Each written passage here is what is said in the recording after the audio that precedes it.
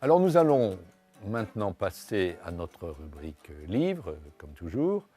Donc le premier livre dont je voudrais vous parler aujourd'hui, c'est l'ouvrage d'un historien américain qui s'appelle William Lamont, livre qui s'intitule en français « Peau blanche, masque noir ». Il est paru aux éditions Zone Sensible cette année. Alors, c'est un livre qui a été publié une première fois avec une préface de Jacques Rancière qui vient d'être réédité. Et moi, j'ai fait une postface. C'est vraiment un livre très intéressant pour tous ceux qui s'intéressent à un thème qui a été d'actualité récemment, qu'on appelle le blackface. Hein, la coutume voulant que des Blancs puissent se grimer en noir.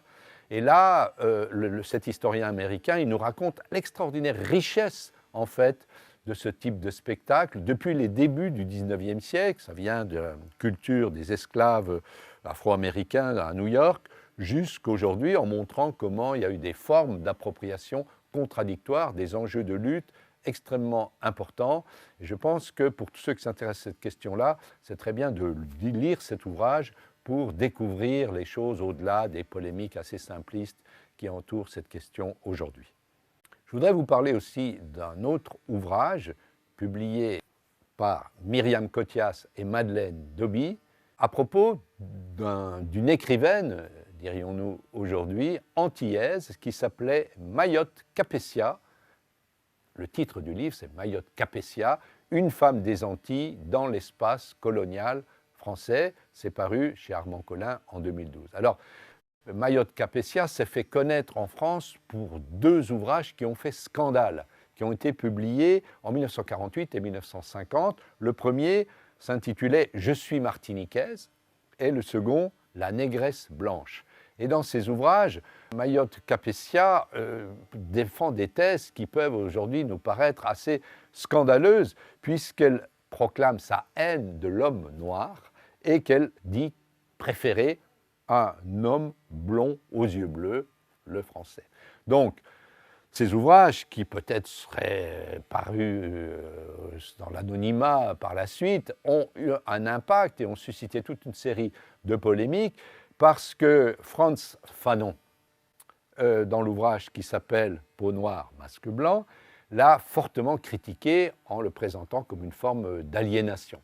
Donc, les deux historiennes, Myriam Cothias et Madeleine Doby, restituent, je dirais, cette histoire-là dans son contexte en retraçant la biographie de cette Martiniquaise pour montrer comment elle a été prise dans toute une série d'enjeux et qu'en fait sa parole a été manipulée aussi pour justifier un point de vue très très négatif porté sur la communauté antillaise qui luttait pour son émancipation.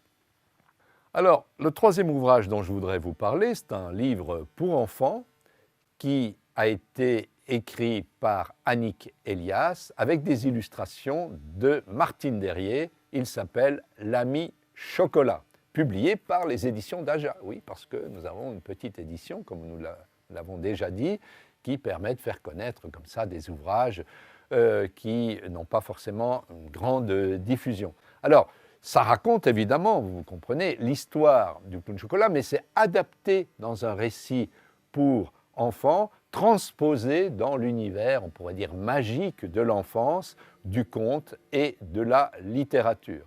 Il y a également, à la fin de cette histoire-là, plusieurs pages de jeux, des mots mélangés, des charades, des mots croisés, et je trouve l'initiative intéressante parce qu'elle permet de passer, je dirais, de la lecture à la pratique. Et ça permet aux enfants qui ont lu cette histoire, évidemment, de mettre en œuvre ce qu'ils ont appris dans des jeux où ils sont aussi eux-mêmes acteurs. Donc je vous recommande chaudement l'acquisition de cet ouvrage auprès de nous, parce que nous sommes les diffuseurs de ces petits livres. Merci à tous et je vous dis peut-être à une prochaine séance, mais pour l'instant, elle n'est pas programmée parce que nous avons trop d'engagements divers. Merci à tous.